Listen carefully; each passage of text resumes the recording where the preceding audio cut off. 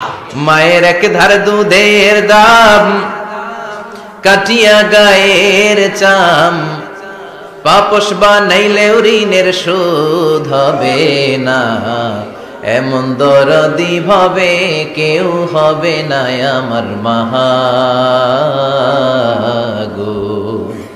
এমন দরদি ভাবে কেউ হবে না আমার মাগো। ঠিক কিনা? ছোটবেলা আমরা শুনতাম ডুমুর ফল খেলে নাকি মানুষ পাগল হয়ে যায়। এরকম অনেক আজে বাজে কথা কিন্তু আমরা ছোটবেলা শুনেছি, যেগুলোর ভিত্তি নাই। বলা হতো পরীক্ষার দিন সকালে কেউ যদি ডিম খেয়ে যায় তাহলে পরীক্ষা নাকি ডিম পায়। এটা ভুয়া কথা, ডাহা মিথ্যা। আমি সব সময় ফাইনাল পরীক্ষার দিন সকালে ডিম খেয়ে যেতাম আর পরীক্ষা দিয়ে ফার্স্ট হয়ে যেতাম। এজন্য ডিম খেয়ে গেলে কেউ ডিম পায় না। আমরা বিশ্বাস করি খাইরিহি ওয়া শাররিহি মিনাল্লাহি, ভালো হোক মন্দ হোক করে কে? আবার ছোটবেলায় বলা হতো ওষুধ খাওয়ার সময় বিসমিল্লাহ বলবি না, কারণ বিসমিল্লাহ বললে বরকত হয়, তোর রোগে বরকত হয়ে যাবে, মানে তোর রোগ বেড়ে যাবে। কি ডাকাত, ভুয়া কথা। সব ভালো কাজের আগে বিসমিল্লাহ। অবশ্যই আপনি ওষুধ খাওয়ার আগে বিসমিল্লাহ পড়বেন। কি পড়বেন? আমাদের দেশে শেখানো হয় ওষুধ হাতে নিয়ে যখন তুমি খাবা তখন পড়বা আল্লাহু শাফি আল্লাহু মুআফি। এটারে উল্টায় আবার বাংলাদেশে আল্লাহ শাফি আল্লাহ মাফি। শব্দটা মাফি না, শব্দটা হচ্ছে মুআফি। আল্লাহু শাফি আল্লাহু মুআফি। খেয়াল থাকবে, পড়েন আল্লাহু শাফি আল্লাহু মুআফি, আল্লাহু শাফি আল্লাহু মুআফি। এটা কোনো হাদিসে নাই, পড়তে বলা হয় নাই, তবে অর্থটা খুব সুন্দর। আল্লাহই তিনি শিফা দান করেন, আল্লাহই রোগ থেকে মুক্তি দান করেন। ওষুধ আমি খাচ্ছি, মেডিসিন খাওয়া সুন্নাহ, কিন্তু ওষুধ আমারে শেফা দেয় না, মুআফাত দেয় না। আমারে শেফা দেয় কে? এই ঘোষণাটা, অ্যানাউন্সমেন্টটা বেশ ভালো, আপনি পড়তে পারেন, কিন্তু সুন্নাহ মনে করে না। এটা ভালো অর্থ, তাই পড়ি। আর বিসমিল্লাহ অবশ্যই পড়বেন। সব ভালো কাজের আগে কি? বিসমিল্লাহ। আল্লাহ বুঝার তৌফিক দান করো। তো এই যে এগুলো ভুয়া কথা, মাশহুর, এগুলোকে বলে মাশহুরুন বাইনা আলসিনাতিন নাস, মানুষের ঠোঁটে ঠোঁটে মুখে মুখে প্রচলিত, কোনো ভিত্তি নাই। এরপরে ছোটবেলা শুনতাম জট কলা খাওয়া যাবে না, মানে জোড়া কলা খেলে নাকি দুই বাচ্চা হয়, যমজ বাচ্চা নাকি হয়, একসাথে দুই বাচ্চা, বলে না? আমি আরো বেশি বেশি খাইতাম, বলতাম এটা তো আরো ভালো, এক লোকে দুই বাচ্চা হইলে দুইবারের কষ্ট একবারে সারবে, তাই না? এক একটা মায়ের এক একটা বেবি জন্ম দিতে কষ্ট হয় না? শুধু কষ্ট, কি পরিমাণে কষ্ট এটা মা জানে, বাবা জানে না। এজন্য বিষ্ণু বলেছেন মায়ের মর্যাদা বাবার চেয়ে কয় গুণ বেশি। আবার আল্লাহ বলেছেন হামালাতু উম্মুহু, বাবা তোমারে পেটে ধরে নাই, পেটে ধরেছে কে? ওয়াহানান আলা ওয়াহান, ব্যথা কষ্ট জ্বালা পেইন বাবা সহ্য করে নাই, করেছে কে? অফিসালহু ফি আমাইন, 2 বছর তোমারে বাবা দুধ খাওয়ায় নাই, দুধ খাওয়ালো কে?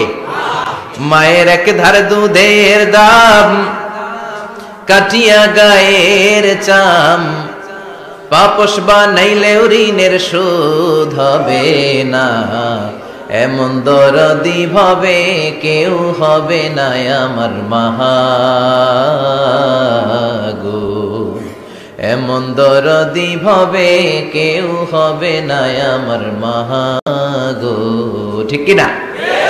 বিষ্ণু বললেন লাউ কাতাতা জিলদাক, গায়ের চামড়াগুলো কেটে কেটে রোদে শুকিয়ে যদি মায়ের পায়ের 2টা জুতাও বানিয়ে দাও, ছোটবেলা যে দুধ খেয়েছো সেটার এক ঢোক দুধের শোধ আদায় হবে না।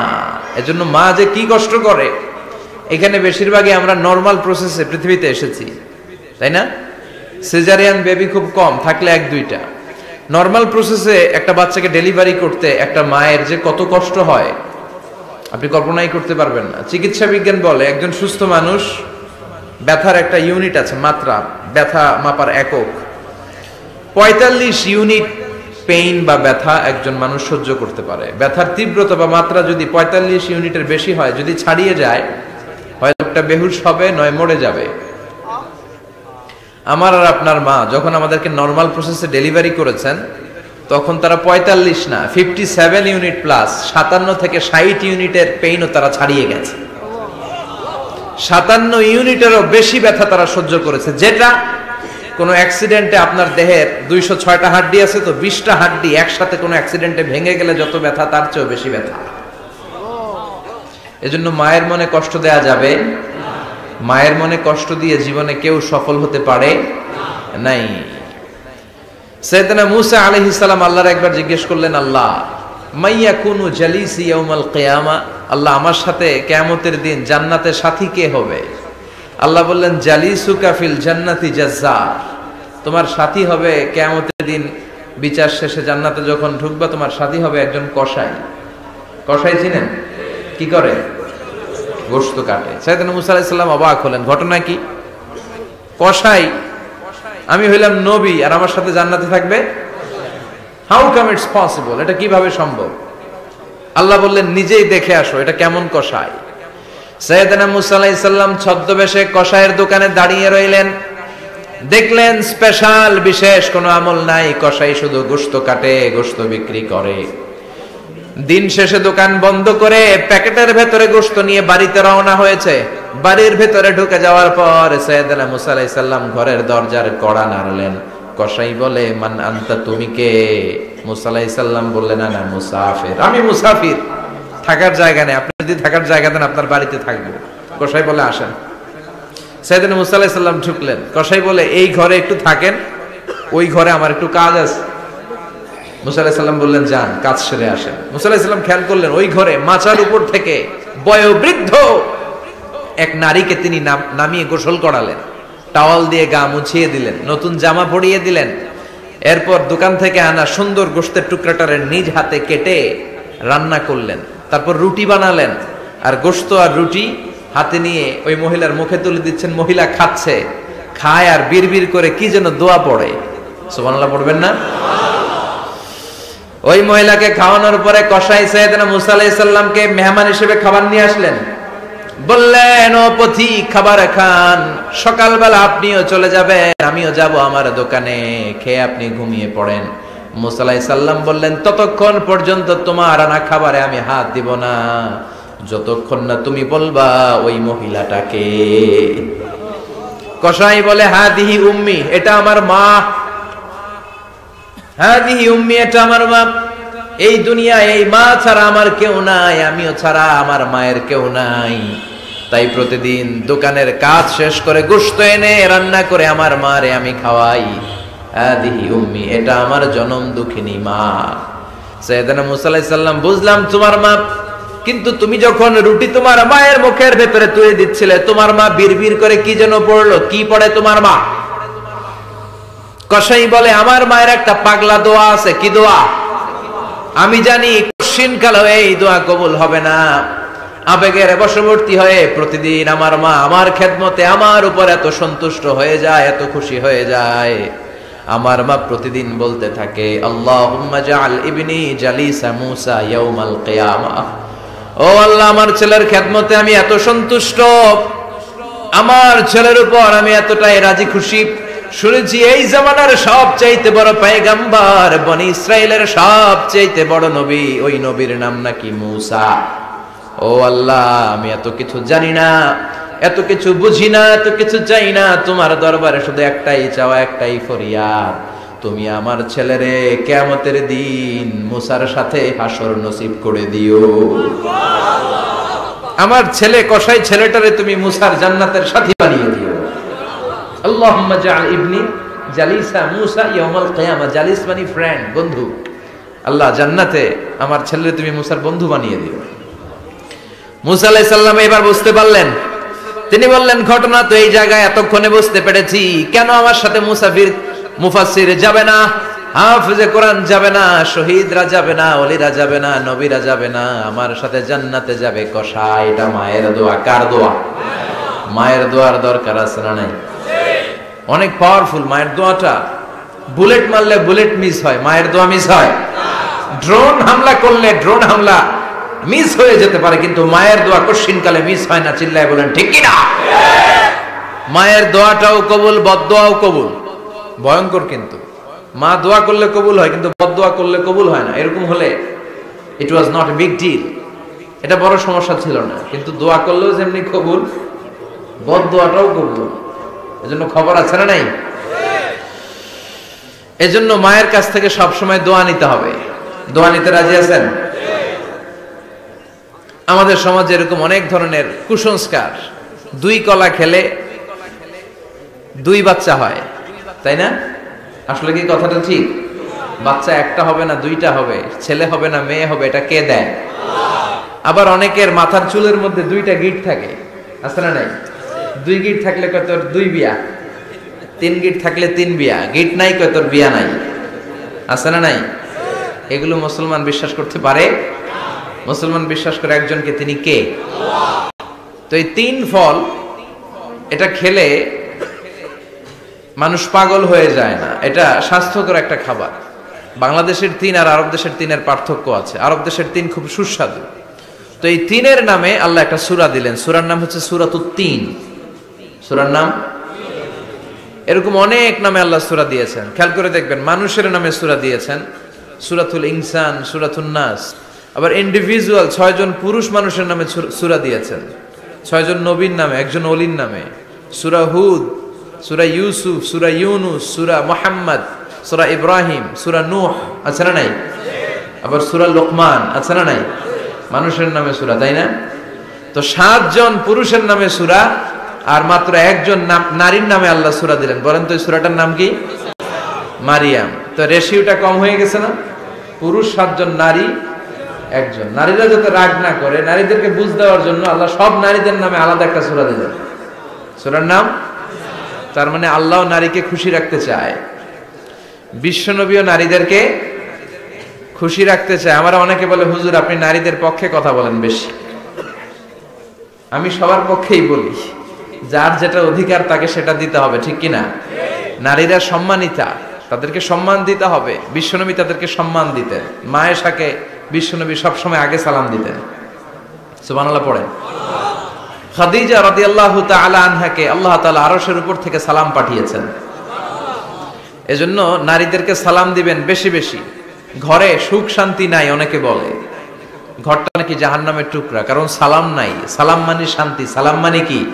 সালাম সালাম হাজার সালাম সকল শহীদ স্মরণে, আমার হৃদয় রেখে যেতে চাই তাদের স্মৃতির চরণে। পড়েন আমিন। সালাম মানে চিল্লায় বলেন। জান্নাতীরা যখন জান্নাতে ঢুকবে, ফেরেশতারা জান্নাতীদেরকে কি বলবে? সালাম, শান্তি। Enter the paradise with peace and security. শান্তি এবং নিরাপত্তার সাথে জান্নাতে ঢুকে যা। এজন্য ঘরটারে শান্তিময় বানাতে চাইলে সালাম দিতে হবে। কি দিতে হবে? আজ থেকে স্ত্রীকে সালাম দিবেন তো ইনশাআল্লাহ? পড়েন। আমার মাইকের আওয়াজ যদি বোনদের কানে যায়, মাদের কানে যায়, আপনাদেরও বলি, আপনারাও আগে আগে সালাম দিবেন। এই দৃশ্য বাচ্চারা দেখলে বাচ্চারাও সালাম শিখবে, ঠিক কিনা? মা খাদিজার ব্যাপারে আল্লাহ বলেছেন, জিব্রাইল তুমি যে খাদিজারে আমার পক্ষ থেকে সালাম দিয়ে দাও, আর খাদিজারে বলে দাও জান্নাতে খাদিজার জন্য এমন ঘর আমি প্রিপেয়ার করে রেখেছি যেই ঘরের ভিতরে কোনো নয়েজ নাই, কোনো আওয়াজ নাই, কোনো ডিস্টার্ব নাই, আছে শান্তি। সুবহানাল্লাহ। কারণ বিশ্বনবীর জন্য খাদিজা নিজের ঘরটার এরকম নয়েজহীন, কোলাহল মুক্ত, শান্তিময় করে রেখেছিলেন। বিশ্বনবী কোলাহল পূর্ণ দাওয়াতি কাজ শেষ করে যখন ঘরে যেতেন, কলিজাটা ঠান্ডা হয়ে যেত।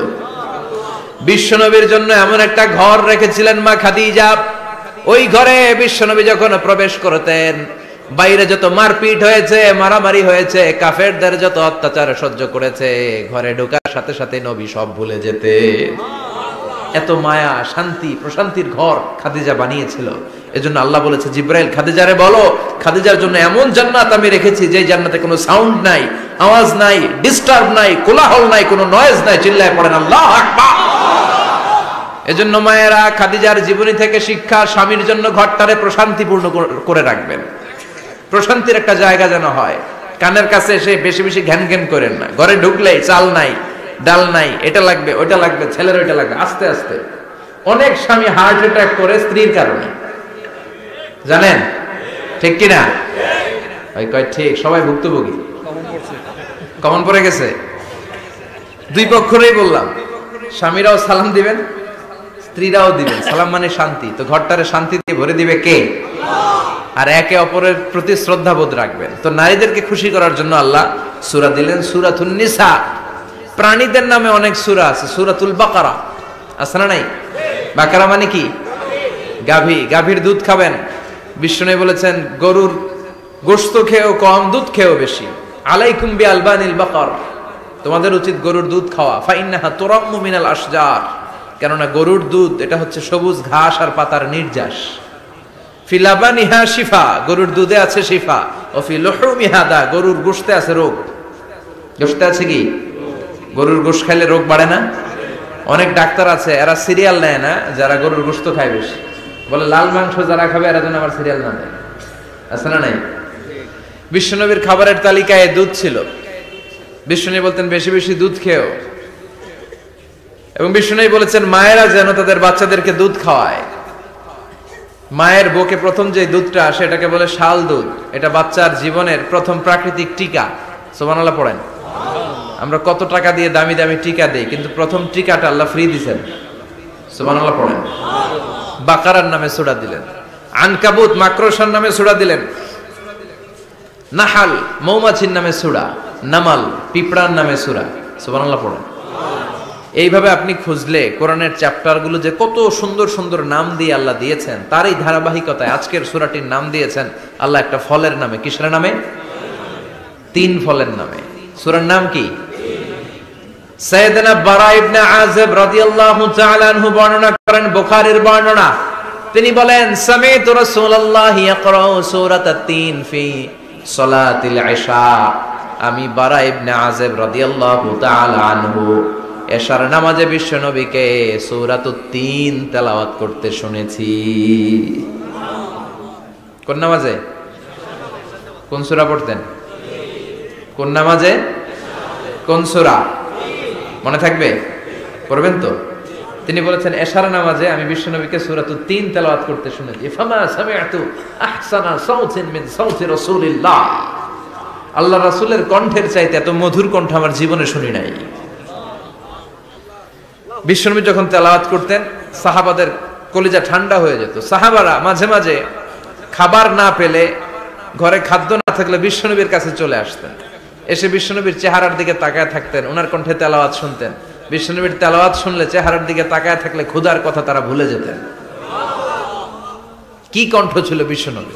অনেকে বলে সাইয়েদনা দাউদ আলাইহিস সালামের কণ্ঠ ছিল অনেক চমৎকার, এটা ঠিক, কিন্তু বিশ্বনবীর চাইতে বেশি সুন্দর না। আকাবা উপসাগরের তীরে বসে সাইয়েদনা দাউদ যখন তেলাওয়াত করতেন, সাগরের মাছগুলো সাগর ছেড়ে ডাঙ্গায় চলে আসতো, বনের পশু বন ছেড়ে বাইরে আসতো, আকাশের পাখি আকাশ ছেড়ে দিয়ে নিচে নেমে আসতো। কিন্তু বিশ্বনবীর কণ্ঠটা এর চেয়ে বেশি সুন্দর ছিল। সুবহানাল্লাহ। বিশ্বনবী সারাদিন যে কোরআনের আয়াতগুলো নাজিল হয়েছে, প্রত্যেক রাত্রে এশার নামাজের পর ঘরের মধ্যে বসে বসে আয়াতগুলো তেলাওয়াত করতেন। আর মক্কার আবু জাহেল, উতবা, শাইবা, ওয়ালিদ ইবনে মুগীরা সবাই লুকিয়ে লুকিয়ে তেলাওয়াত শোনার জন্য বাড়ির চিপায় চলে আসতো। আবু জাহেল, উতবা, শাইবা এটা কি বিশ্বনবীর পক্ষের লোক না বিপক্ষের? বিপক্ষের লোক হয়েও নবীর কণ্ঠের তেলাওয়াত শোনার জন্য পাগল। তাইলে কণ্ঠটা কি নরমাল কণ্ঠ ছিল? যেন তেন কণ্ঠ ছিল? আবু জাহেল ছিল মক্কা শহরের প্রেসিডেন্ট। সে ঘোষণা দিয়ে দিত কেউ মুহাম্মাদের কণ্ঠের তেলাওয়াত শুনবা না, শুনতে যেতে পারবা না। সবাইকে নিষেধ করে রাত্রিবেলা চোরের মতো নিজেই যাইতো। সুবহানাল্লাহ পড়ে। হজের মৌসুমে আবু জাহেল ঘোষণা দিয়ে দিল, খবরদার, মক্কায় ঢুকার যতগুলো গেট আছে সবগুলো গেটে তোরা দাঁড়ায় থাকবি, হাজীদেরকে বলবি মক্কায় নতুন একটা পাগল এসেছে, তার কথা যারা শুনে তারাও পাগল হয়ে যায়। নাউজুবিল্লাহ পড়ো। তার কর্মী বাহিনী হজের মৌসুমে বিভিন্ন গেটে পাঠায় দিল। মক্কায় ঢুকার হাজীদের যত গেট, বিভিন্ন দেশ থেকে হাজীরা আসবে, কর্মীদেরকে বলে দিল তোরা বলবি এই এলাকায় নতুন এক পাগলের আমদানি হয়েছে, নাম মুহাম্মদ। পড়েন নাউযুবিল্লাহ। যারাই এই মুহাম্মাদের কণ্ঠের তেলাওয়াত শুনে তারাও পাগল হয়ে যায়। আদেশ অনুযায়ী কর্মীরা মক্কার গেটে দাঁড়িয়ে দাঁড়িয়ে হাজীদেরকে বলল, হাজী সাহেব হজে যান, জমজম খান, খেজুর খান, হজ করেন, সমস্যা নাই, কিন্তু নতুন এক পাগল আসছে, এই পাগলের নাম মুহাম্মদ। এই পাগলের কাছে যারা যায় হেরাও পাগল হয়ে যায়। হাজী সাহেবরা কোনোদিন এই মুহাম্মদ নামটা শুনে নাই, এই প্রথম শুনলো। শুই নাই, মনে মনে কয় যেদিকে যাব আর নাই যাব, আগে মুহাম্মাদের কাছে যাব। সবার আগে কার কাছে যাব? কারণ মানুষের একটা অভ্যাস হচ্ছে আল ইনসানু হারিসুন আলা মা মুনিয়া, মানুষের যেটা করতে নিষেধ করা হয় বেশি ওইটা মানুষ করে বেশি। মনে মনে হাজিরা বলে, তোমরা নিষেধ করছো তো অবশ্যই যাব, দেখি মুহাম্মদটা কে। তার মানে আমাদের বিরুদ্ধে অপপ্রচার করলে এটা আমার পক্ষের প্রচার হয়ে যায়। সুবহানাল্লাহ পড়েন। ইসলামের বিরুদ্ধে অপপ্রচার করলে এটা কি হয়ে যায়? প্রচার হয়ে যায়। ইউরোপ আমেরিকাতে ইসলামের নামে ট্যাগ লাগায় এক্সট্রিমিস্ট, জঙ্গি, আমরা নাকি জঙ্গি, আমরা নাকি এক্সট্রিমিস্ট। তো যারা সিভিলিয়ান আছে, খ্রিস্টিয়ান সিভিলিয়ান, ইউরোপ আমেরিকার সাধারণ জনগণ, তারা ভাবে ঘটনা নাকি মুসলমানদের বিরুদ্ধে এত কথা কেন? তারা ইসলাম নিয়ে গুগলে সার্চ করে, বিভিন্ন বই পড়ে, কোরআনের ইংলিশ ট্রান্সলেশন পড়ে। আগে তারা ইসলাম সম্পর্কে জানতো না, কিন্তু সবাই যখন বলা শুরু করছে জঙ্গি জঙ্গি জঙ্গি, ইসলাম মানে জঙ্গি, তখন তারা ইসলাম সম্পর্কে পড়তে শুরু করে দিয়েছে। পড়তে পড়তে ইসলামের সুন্দর বাণীগুলো পড়ে ওদের হৃদয় ঠান্ডা হয়ে যায়। যাদের নসিব ভালো, অনেকে কালিমা পড়ে মুসলমান হয়ে যায়। ইউরোপ আমেরিকাতে মুসলমানের সংখ্যা দিন দিন বাড়ছে। মাঝে মাঝে পত্র পত্রিকায় দেখবেন যে কনভার্টেড মুসলমান, ও মুসলমান, ও মুসলমান। ধারণা করা হচ্ছে 2070 সালের মধ্যে ইউরোপ আর আমেরিকায় মুসলমান হয়ে যাবে সংখ্যাগরিষ্ঠ। খ্রিস্টানদের ছাড়িয়ে মুসলমানদের সংখ্যা ইউরোপ আমেরিকায় বেড়ে যাবে। সুবহানাল্লাহ পড়েন। সেই দিন বেশি দূরে নয় যেদিন কালেমার পতাকা হোয়াইট হাউসের উপরে শোভা পাবে। ঘোষণাটা কার? চিল্লায় বলেন, ওয়াদাটা কার? আবু জাহেল ঘোষণা দিয়েছে কেউ যেতে পারবে না, কিন্তু লুকিয়ে লুকিয়ে নিজেই যায়। একটা নির্ধারিত সময়ে বিশ্বনবী তেলাওয়াত করতেন, আর ওই তেলাওয়াতের সময় আবু জাহেল